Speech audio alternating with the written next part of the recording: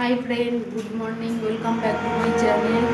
দেখো আমি সকালবেলায় ব্রেকফাস্ট করে পুজো করে স্নান টান সেরে রেডি হয়ে নিয়েছি। আজ একবার অনিশা স্কুলে যাব, তো তোমরা দেখতে থাকো।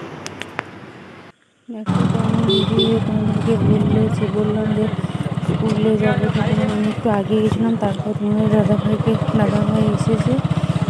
তারপর অর্ধেক রাস্তা গিয়ে তোমাদের দাদাভাইয়ের সঙ্গে গেছি। অনিশা স্কুলটা না আর্মি ক্যাম্পের ভিতরে, দেখো গেটটায় ঢুকছি, তোমরা বুঝতে পারবে। তো অনেকক্ষণ পর তোমাদের দাদাভাই এসেছিলো। ও আজকে 8টার সময় চলে গেছিলো। ফের আমি ফোন করে 9:30 বললাম আসতে, অনেক বেজে থাকবে। তারপরে এসে আমরা অর্ধেক রাস্তা যাবো, অর্ধেক যে জন্য আর্মি ছিল রান হচ্ছিল নিয়ে, তখন ওখানে যাচ্ছিল, দেখো অনেক ছেলে, দেখো রান রান হচ্ছিল। দেখো দেখি মানুষের স্কুলে এসে গেছি, স্কুলে এসে গেছি। পরে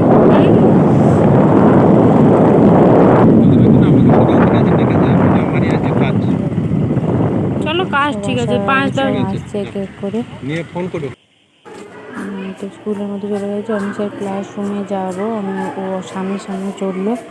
দেখো তো অনিশার স্কুলে পিটিএম আছে, প্যারেন্টস মিট। দেখো আমারটা তো আমি শেয়ার করতে পারি না, তো একজনেরটা একটু তোমাদের সঙ্গে শেয়ার করছি। এইভাবে ম্যাম এক এক গার্জেনকে ডেকে না তাদেরকে বলছিল তাদের ছেলে মেয়ের ব্যাপারে।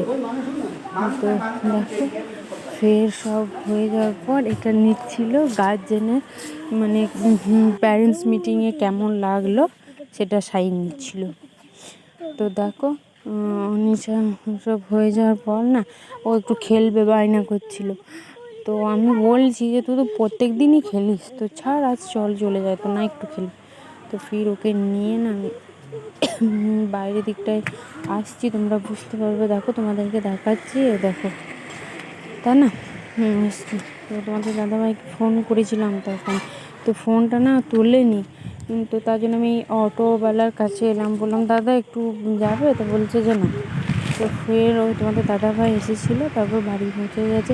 ওর মাঝে একটা কথা বলার জন্য ওখানে সবাই গেছিলো প্যারেন্টসরা ক্যান্টিন, আর্মি ক্যান্টিনে। তো আমিও গেলাম, তো গিয়ে কিছু সামান নিয়ে নিয়েছি ওদের সঙ্গে, ওদের কার্ডেই। তো আমাকে তো এমনিতে দেবে না, এমনি কার্ড নেই, আমাদের কার্ড ছিল। তো বললো কিছু নিয়ে নাও। তো দেখো কিছু কিছু সামান নিয়েছি। অনিশা নামাচ্ছে, বুঝতে পারবে। বেশি কিছু নয়, অল্প কিছু টুকটাক জিনিস নিয়েছি। দেখ এই ছিল। তারপর একদিন দাদাভাইয়ের সঙ্গে যাব আমাদের বিএসএফ ক্যান্টিনে। তো দেখো ফের বলতে আর তোমাদের সঙ্গে কিছু শেয়ার করতে পারিনি।